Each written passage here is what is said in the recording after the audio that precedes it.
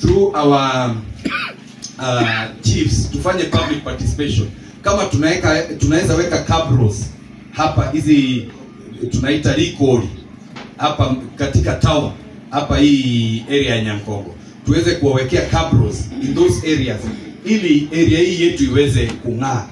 Mheshimiwa Duke, naomba tushikane na wewe, tuende tuone governor, tuweze kumsukuma area hii iweze kubadilika. Tani kwa ikoba. Kitu kingine ningependa kusema, mimi mlimchagua niende Nairobi nikawatetee. Na kazi hiyo nafikiri ninaifanya inavyofaa. Na kwa hivyo sisi tutaendelea kutetea watu wetu hata wakati serikali inajaribu kutudhalilisha. Mimi kama mtoto wenu ninasoma Biblia, na Biblia inasema watu waoga, wale wasinzi, wale wasiopenda wengine, hao ndio watu wataungua zaidi kule jehanamu, si ndio?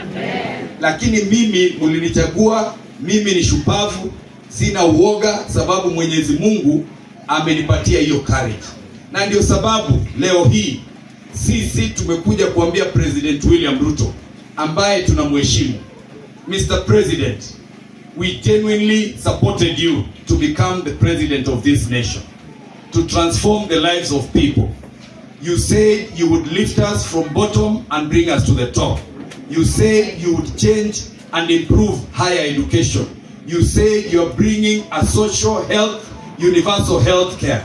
You said you would bring a transformation in the CBC education system. You promised that you would ensure every section of this country would benefit from the taxes that we pay. You said that you would ensure every constituency would feel the opportunities in government belong to all of us because we all pay taxes. You, however, went into the presidency, got into power, and turned around na hawa raia ambao ulisema utatengeneza serikali na watu ya bodaboda, mama mboga na wale watu ya chini. Umegeuka, umeongeza ushuru maradufu, SHA umeleta haifanyi kazi, university education inaumiza wazazi, CBC yenyewe haieleweki kule inaenda. Ama mimi ninasema kweli watu wetu?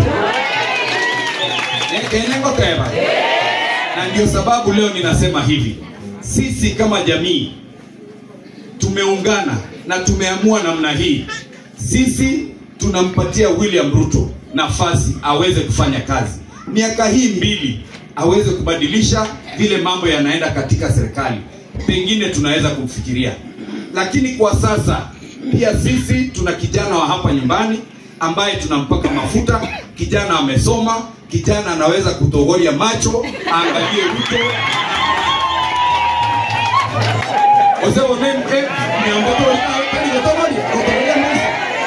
Na ndio tunasema hivi, sisi tumeamua yule ambaye pia tutatuma aende kukaa na wanaume wengine huko kwa meza.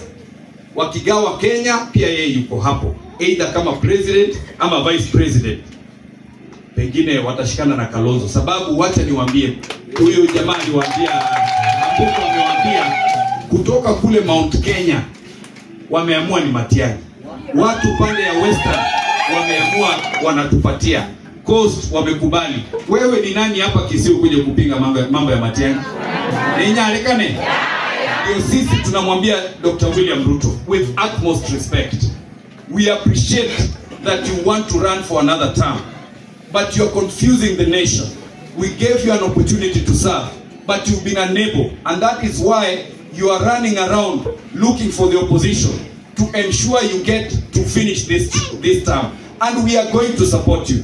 However, in 2027, you will meet one and only Dr. Fred Matiang'i, mungangane unyo kwa unyo. Tari wewe. Malenga wao kaya Matiang'i toko bwate. Kubwate na koi. Na ndio nanto magutaga, mubaza gocheza. Tari wewe. Siasa ya huku kwetu nyumbani iko wale wanataka hii kiti. Uweze kukatazwa kusimama kiti na mtu yoyote. Kwa hivyo hapoko mimi sina shida na mtu anasimama, sababu hata ile wakati tulikuwa tunasimama, iko wakati tulikuwa 24 candidates. Wakaenda wakipunguka mpaka tukakuwa 9 in 2022. Sasa saa hii mimi ndiye MP hiyo wakati nilikuwa na networks, ndio nilikuwa nasukuma Mumaima kabisa. Unajua Mumaima hapa pia nilikuwa nyumbani, lakini nilikuwa namsukuma sana. Saa hii nimeingia, unafikiri network yangu imebaki mahali ilikuwa?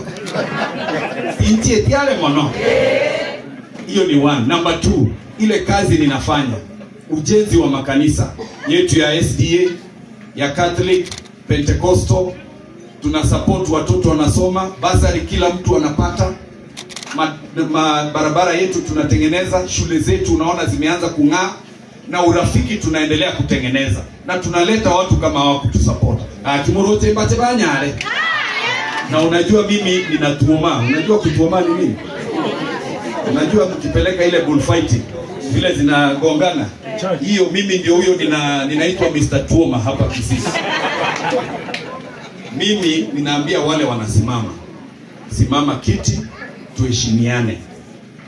Wewe fanya siasa yako polepole, omba kura na mkono ya kushoto. Kayoko oko mosi kuna kutoka teli to sabere. Hapana kuenda kwa matanga, kwa michango hali siko. Unaongea mbaya, unatembea na vijana umechukua huko Nyakoe, wamepewa pombe, hati wakupigie makofi kwa function ndio uonekane unaongea vizuri ukimetusi. Pia mimi nimechaguliwa na raia.